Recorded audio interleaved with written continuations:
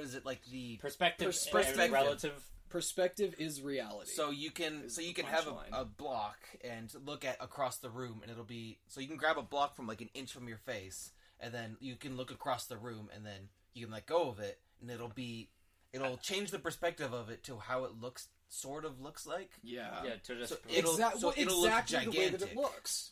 The easiest way to explain it is that punchline. Perspective is reality. If the object looks tiny, it is tiny. If the object looks huge, it is huge. And it's an easier concept to grasp than it is to explain, because once the game explains it to you, it's really easy. You can see it a lot better than you can hear it. Yeah. It's hard to, because even in the game, it looks really cool, but it's still that slight jarring where it doesn't look right ever, because it always is the wrong perspective. Yeah, because it's always, the perspective is just constantly changing, but the object itself never changes size is the thing. And I think what you're getting is the shadows and stuff, because the shadows, like, it all depends on where it is, you know? Well, I've learned the way that to do it, because it's not that once I first saw it, like the first 5 minutes, I'm like, oh, that's cool. But then once I realized the mechanic of it is just that it places it on the farthest wall. Yeah, and that's just how I know shit is big, because it's just like I know it's on the back wall. It's as far as a point as I'm looking at. Yeah, and from there you kind of build your understanding. But once you have that basic concept down, the game is pretty easy. Yeah. Honestly, it's a relatively easy game, and even the challenge modes are kind of easy because they just limit you. The challenge mode just limits how many times you can grab an object and how many times you can jump. It's not like the Portal challenges where it like changed certain aspects of the level, like certain just makes them harder. Yeah, like certain bots would have like shields over them so that you couldn't kill them. You had to find a way to move around them. But yeah, it helped. I don't know what I'm getting into a fucking whole other train of thought, but it's a cool game. And I found myself playing it a whole bunch, like just trying to get everything in it, trying to get all the secrets, all the little fucking fire alarms, dude. That stuff they're hidden everywhere. And yeah, I don't know. It's just such a cool little experience, and the story's cool too. I really found that narrator and everything, because there's no real story. It's just kind of philosophy. There's a story sort of where you're trying to get back. Yeah, so the story, and I guess, well, already spoilers, but the story is kind of you're this patient at Somnosculpt who is trying to overcome these feelings of like worthlessness and self-doubt and that kind of thing.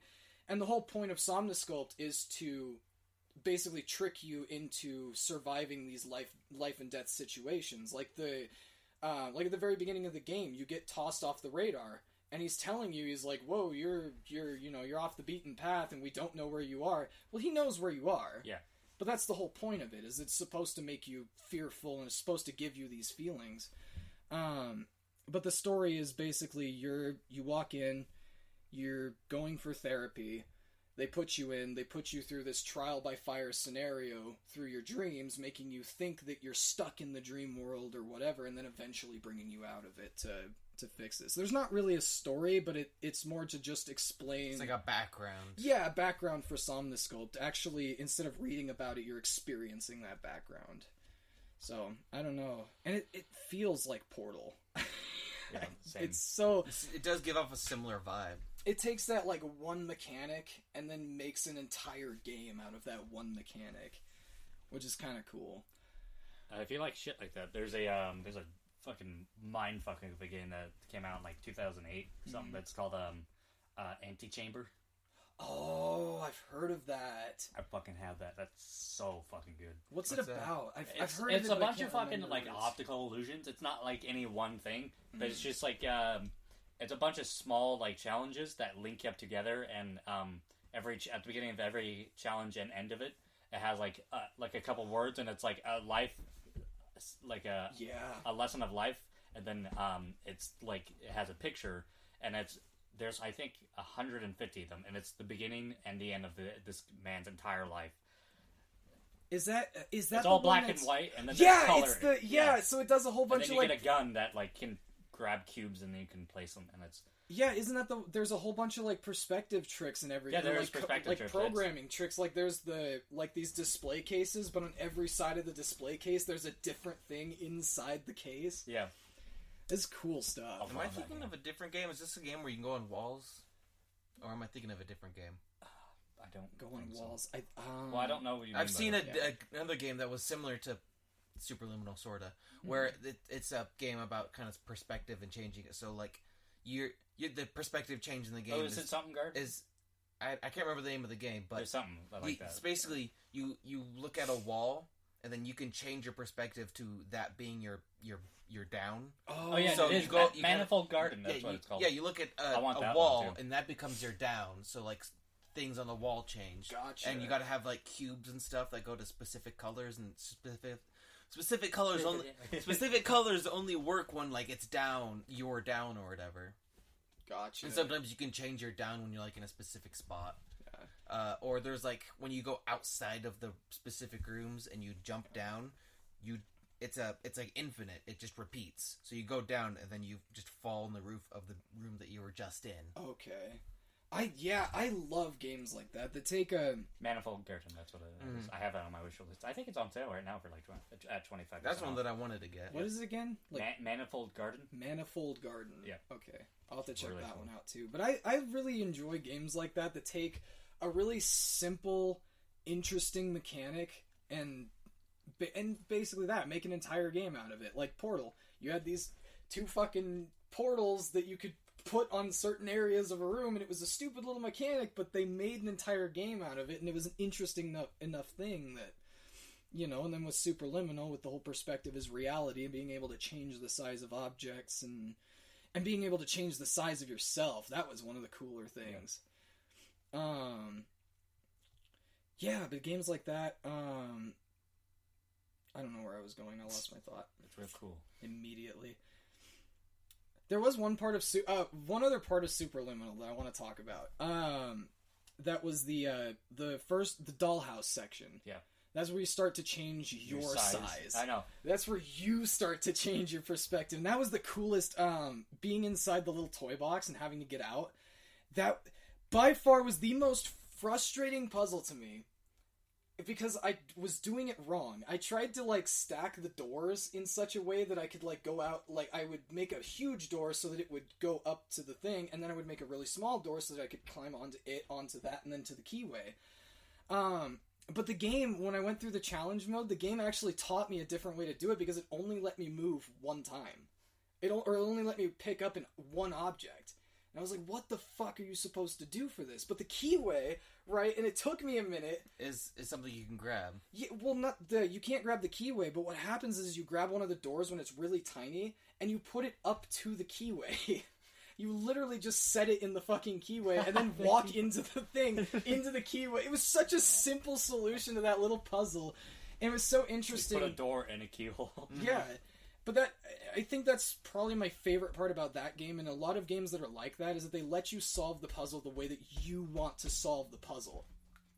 As long as you have a good grasp on the physics, because the way I was doing it worked, it was just really frustrating because it was really hard to get the doors sized properly, and then to get yourself sized properly to fit through the keyway. But that's like when I'm DMing. That's one of my favorite things as a DM. It's not killing people off or like making really fun characters and stuff is fun, but watching people go through the world and see what they do is really interesting. See how people try and solve puzzles. It's just like, see if they just try and brute force it by just breaking it, or just see if they use some strange spell or use some rope or something and solve this puzzle, because like the book or I didn't plan on that, and just being like, go for it, just see if that works, and see if it works. It's just like trying to solve puzzles in really weird ways that you wouldn't have thought of. Yeah, it's cool to see how people take advantage of the mechanics and the fact that the levels are so open-ended.